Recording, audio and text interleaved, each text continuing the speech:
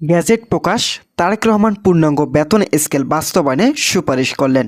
একই সঙ্গে বাড়ি ভাড়া সহ দুইটি সুখবর ঘোষণা করলেন প্রধানমন্ত্রী তারেক রহমান। তো বন্ধুরা, এই বিষয়টি নিয়ে আজকের এই ভিডিওটিতে বিস্তারিতভাবে আলোচনা করতেছি, তাই ভিডিওটি শুরু থেকে শেষ পর্যন্ত মনোযোগ সহকারে দেখার জন্য অনুরোধ রইল।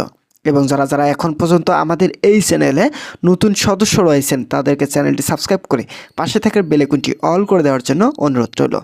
তো বন্ধুরা, অর্থ প্রতিমন্ত্রী জোনায়েদ সাকি অবশেষে সরকারি চাকরিজীবীদের বেতন বৃদ্ধির বিষয়ে গুরুত্বপূর্ণ একটি সিদ্ধান্তের কথা জানান।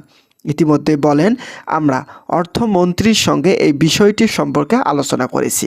তারা সবাই আমাদেরকে ইতিবাচক সিদ্ধান্তের কথা জানিয়েছেন, যার ফলস্বরূপ শেষ পর্যন্ত গ্যাজেট প্রকাশের নতুন রূপরেখা তৈরি করেছেন নবনির্বাচিত প্রধানমন্ত্রী তারেক রহমান। তারেক রহমান বলেন, আমরা এই বিষয়টি গভীরভাবে পর্যবেক্ষণ করেছি। যদিও আমাদের ক্ষমতা আসার মাত্র কিছুদিন হয়েছে, তবে আমরা এর মধ্যেই সরকারি চাকরিজীবীদের সকল দাবি পূরণের লক্ষ্যে নতুন সিদ্ধান্ত নিতে যাচ্ছি।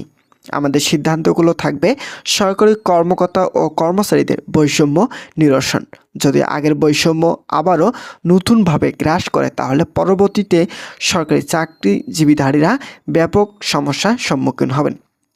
তাই তাদের সকল ধরনের বৈষম্য দূর করার লক্ষ্যে তারেক রহমান পে কমিশন ও অর্থ মন্ত্রণালয়কে করার নির্দেশ দেয়। তো বন্ধুরা, ভিডিওটি চলাকালীন সময় এখন পর্যন্ত যারা যারা আমাদের এই চ্যানেলে নতুন সদস্য রয়েছেন তাদেরকে চ্যানেলটি সাবস্ক্রাইব করে পাশে থাকার বেল আইকনটি অল করে দেওয়ার জন্য অনুরোধ রইল।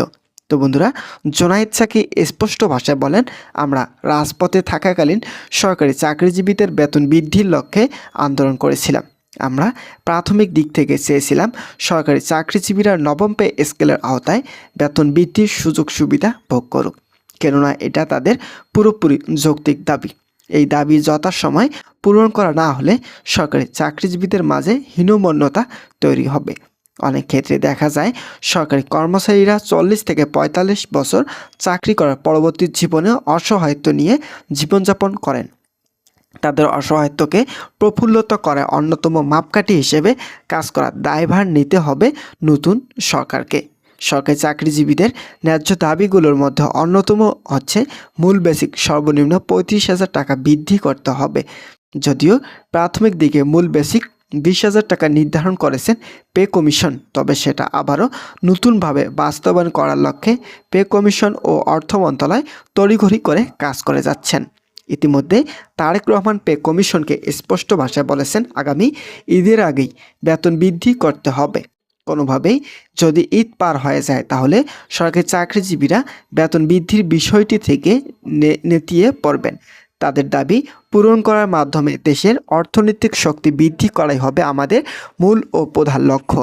কর্তৃপক্ষের একজন ঊর্ধ্বতন কর্মকর্তা বলেন, বাংলাদেশের 22 লক্ষ সরকারি চাকরিজীবীদের সকল সুযোগ সুবিধা একযোগে তিনি কার্যকর করা হলো কঠিন। নবনির্বাচিত সরকার সেই কাজটি সহজে করেছেন। তো বন্ধুরা, যারা যারা সরকারি চাকরিজীবী রয়েছেন এবং কর্মচারী রয়েছেন তাদের জন্য শুভকামনা রইল। তারা পরবর্তী নিয়মিত আপডেট পেতে এখনই আমাদের এই চ্যানেলটি সাবস্ক্রাইব করে পাশে থাকা বেল আইকনটি অল করে রাখার জন্য অনুরোধ রইল। তো বন্ধুরা, প্রধানমন্ত্রী শুধুমাত্র সরকারি চাকরিজীবীদের বেতন বৃদ্ধির লক্ষ্যে কাজ করেছেন না, তার সিদ্ধান্তগুলো বাংলাদেশের প্রত্যেকটি সেক্টরে বেসরকারি ও কৃষিজীবী পেশা জনগণের ক্ষেত্রেও নতুন আলোড়ন সৃষ্টি করেছেন। বিশেষ করে যারা বেসরকারি সেক্টরে চাকরি করেন তাদের সর্বনিম্ন মূল বেসিক 20,000 টাকা পর্যন্ত রাখার বিষয় ইতিবাচক সাড়া এসেছে। তবে সরকারি চাকরিজীবীদের প্রসঙ্গে তিনি বলেন, বাংলাদেশের প্রত্যেকটা সরকারি অফিসের চাকরিজীবীরা সাধারণ জনগণের ও দেশের জন্য কাজ করে থাকেন। তাই তাদের পারিবারিক আর্থিক নিরাপত্তা যদি যৌক্তিকভাবে পুনঃস্থাপন করা না হয়, তাহলে সরকারি চাকরিজীবীরা হতাশ অবস্থায় জীবনযাপন করবেন, যার ফলস্বরূপ শেষ পর্যন্ত পে কমিশনের ঊর্ধ্বতন কর্মকর্তারা সময় বিলম্ব না করে আগামী ঈদের আগেই গ্যাজেট প্রকাশের জন্য সচিবের সঙ্গে বৈঠকে চিঠি পাঠান। মন্ত্রিপরিষদের সচিবরা বলেন, আমরা এবারে কার্যক্রমগুলো এমনভাবে তৈরি করেছি যেখানে থাকবে না কোনো ধরনের বৈষম্য। সর্বশেষ 8ম বেতন স্কেল বৈষম্য তৈরি হয়েছিল, সেখানে কর্মচারীরা অর্থনৈতিকভাবে ক্ষতিগ্রস্ত হয়েছে। তাই তাদের অর্থনৈতিক সক্ষমতা যদি বৃদ্ধি করা না হয়, তাহলে সরকারি চাকরিজীবীদের মাঝে হতাশাজনক পরিস্থিতি তৈরি হবে। একই সঙ্গে নাম অপ্রকাশিত রাখা সত্ত্বে একজন সচিব বলেন, শুধুমাত্র সরকারি চাকরিজীবীদের বেতন বৃদ্ধি করা হলে বাজার দর অস্বাভাবিকভাবে বৃদ্ধি পাবে। তো বন্ধুরা, নবনির্বাচিত সরকারের উচিত হবে বাজার দরকে নিয়ন্ত্রণ রাখা। তিনি আরও বলেন, গোয়েন্দা সংস্থার রিপোর্ট অনুযায়ী সরকারি কর্মকর্তা ও কর্মচারীদের বেতন বৃদ্ধি করা হলে বাজার দর কিছুটা ঊর্ধ্বগতির দিকে ধাবিত হবে। তো বন্ধুরা, ভিডিওটি এই মুহূর্ত পর্যন্ত এসেও যারা যারা এখন পর্যন্ত আমাদের এই চ্যানেলে নতুন সদস্য রয়েছেন তাদেরকে চ্যানেলটি সাবস্ক্রাইব করার জন্য অনুরোধ রইল। তো বন্ধুরা, সাধারণ জনগণ বিচলিত নয়, অনেকে চাচ্ছে কর্মচারীদের ন্যায্য দাবি বুঝে দেওয়া হোক। কিন্তু সর্বশেষ বেতন স্কেল এমনভাবে তৈরি করা হয়েছে যেখানে কর্মচারীদের নতুন বেতন স্কেল বাস্তবে না হওয়া পর্যন্ত আর্থিকভাবে স্বাবলম্বী হতে পারবেন না। তাই সকলের মতামতের উপর নির্ভর করে নবম জাতীয় বেতন স্কেল কার্যকর করা হলেও সাধারণ জনগণের কোনো আপত্তি নেই। কিন্তু সাধারণ জনগণের দাবিগুলোর মধ্যে অন্যতম দাবি হচ্ছে বাজার দর ও মূল্যস্ফীতি নিয়ন্ত্রণ রাখা। তাতে করে সাধারণ জনগণ সহ সরকারি কর্মচারীরা সাবলীলভাবে জীবনযাপন করতে সক্ষম হবেন। সংশ্লিষ্ট কর্তৃপক্ষের সূত্র মতামতের উপর নির্ভর করে আশা করা যাচ্ছে সেগুলো আগামী ঈদের আগেই কার্যকরী নতুন সিদ্ধান্ত আসবে। তো বন্ধুরা, আজকের এই ভিডিওটি এই পর্যন্ত ছিল।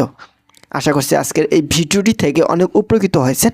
যদি কোনো ধরনের উপকৃত পেয়ে থাকেন তাহলে অবশ্যই আমাদের এই চ্যানেলটি সাবস্ক্রাইব করে পাশে থাকার বেল আইকনটি অল করে রাখার জন্য অনুরোধ রইল, যাতে পরবর্তীতে সকল পে স্কেল সম্পর্কিত সকল গুরুত্বপূর্ণ আপডেট তথ্য সবার আগে আমাদের এই চ্যানেলে পেয়ে যেতে পারেন। ধন্যবাদ সকলকে।